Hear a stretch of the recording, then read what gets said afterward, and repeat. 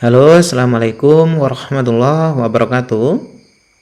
Sobat YouTube sekalian, selamat datang kembali di channel kami ya. Nah, Sobat YouTube, pada kesempatan kali ini saya akan coba berbagi informasi terbaru terkait seleksi akademik untuk PPG dalam jabatan tahun 2023. Yang infonya itu banyak sekali model soal yang terbaru atau banyak sekali perubahan-perubahan dalam seleksi akademik ini. Nah, kira-kira perubahannya seperti apa ya? Dan apakah nanti berdampak terhadap seleksinya kita? Nah, untuk itu Sobat YouTube sekalian, simak terus video ini hingga akhir agar Sobat itu nggak gagal paham. Sebelum lanjut, bantu support channel kami dengan klik tombol subscribe-nya. Mari kita mulai Sobat YouTube sekalian. Nah, ada poin penting terkait PPG tahun ini, khususnya yang seleksi akademik di bulan Juli tahun 2023 ya Sobat YouTube sekalian. Nah, ada perubahan-perubahan penting. Salah satunya bahwa sistem seleksi akademik itu bertahap. Ini bisa kita lihat buktinya bahwa enggak semua yang lolos seleksi berkas itu terpanggil pada bulan Juli ini. Jadi ada teman saya itu ternyata yang kepanggil untuk ujian seleksi akademik di bulan Juli, ternyata ada pula yang enggak terpanggil gitu. Terus ada yang bilang itu kategori A yang terpanggil duluan atau kategori B yang terpanggil duluan. Nah, ternyata enggak seperti itu Sobat. Ada beberapa kriteria penting yang ditetapkan oleh pihak panitia ibaratnya, sehingga ada orang-orang tertentu dengan pertimbangan tertentu yang didahulukan. Selain itu, ada informasi penting berdasarkan Zoom yang sudah dilaksanakan di berbagai provinsi ya. Bagi yang belum terpanggil ujian seleksi bulan Juli ini nggak boleh berkecil hati. Manfaatkan waktu yang masih lama nanti untuk menambah ibaratnya itu belajarnya agar nanti bisa langsung lolos ketika seleksi. Kenapa? Nah, karena ternyata kemungkinan nanti di bulan Agustus itu akan ada notif atau informasi terbaru kepada rekan-rekan yang belum terpanggil ini. Jadi awal Agustus tuh kemungkinan akan ada notif ya. Nah, Sobat itu disuruh ngapain atau persiapan-persiapan untuk seleksi akademiknya gitu. Dan tentu saja biasanya jadwal seperti ini bisa berubah, menyesuaikan dengan kondisi yang ada. Nah, kemudian kalau kita amati ternyata ada model baru terkait kisi-kisi.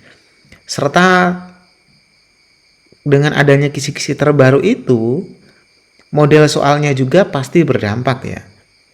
Di seleksi akademik itu agak berbeda dari tahun sebelumnya. Yang tahun ini ditambahi dengan namanya literasi dan numerasi. Nah, apa itu literasi dan numerasi?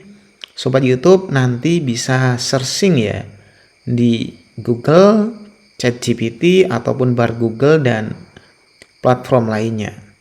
Intinya itu nanti kalau literasi berkaitan dengan bahan bacaan yang lumayan banyak Sobat YouTube sekalian.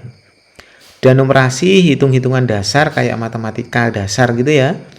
Yang mana ya tentu saja hitung-hitungannya diselipin literasi tersebut. Banyak kata-katanya gitu. Nah, selebihnya masih mirip dengan tahun-tahun sebelumnya.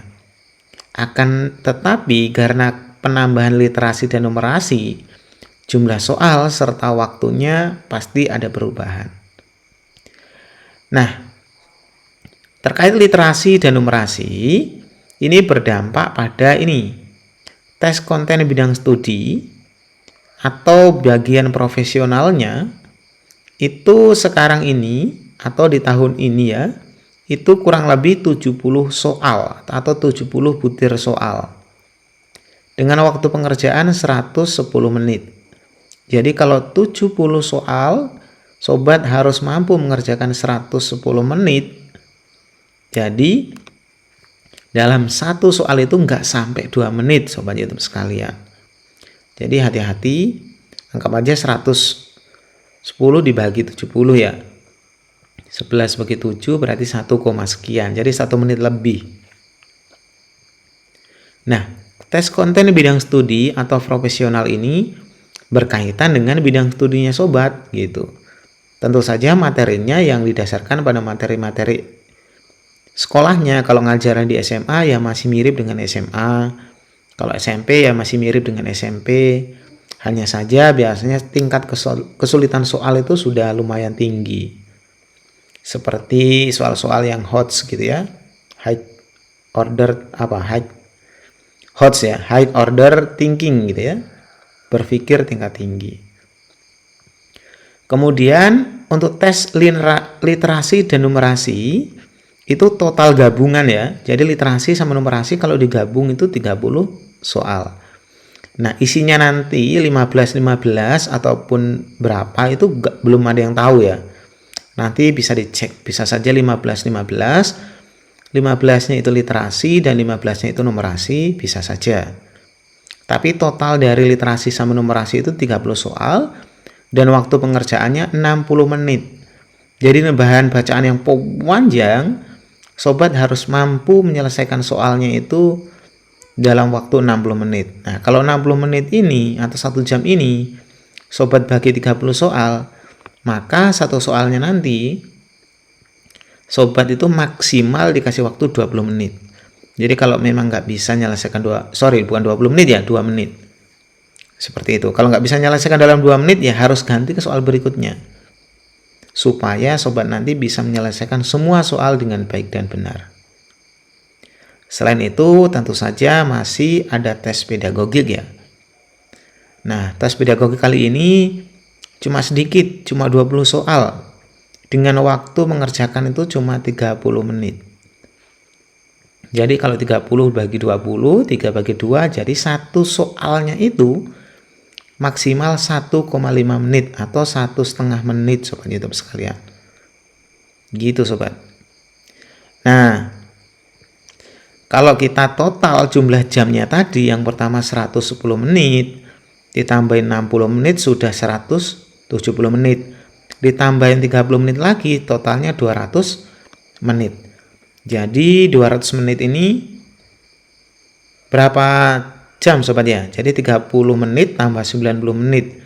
1 jam setengah. Jadi dengan 1 jam setengah, sobat harus mampu menyelesaikan soal 120 soal.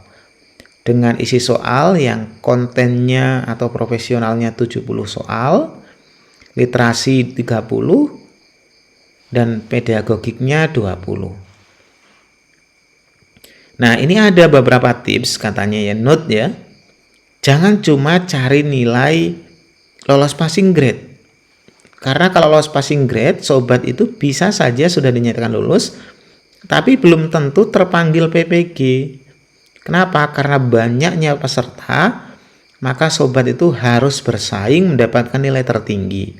Karena nantinya perhitungan siapa yang duluan terpanggil untuk kuliah PPG-nya itu berdasarkan nilai tertinggi. Nah, ini sumbernya dari BPGP Provinsi Jawa Barat, sobat YouTube sekalian. Nah, sobat, jadi seperti itu ya, gambaran tentang seleksi akademik untuk PPG tahun 2023 ini.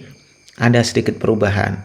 Nah, nanti kita akan coba ulas juga gimana sih sebenarnya soal tentang literasi dan numerasi itu ya.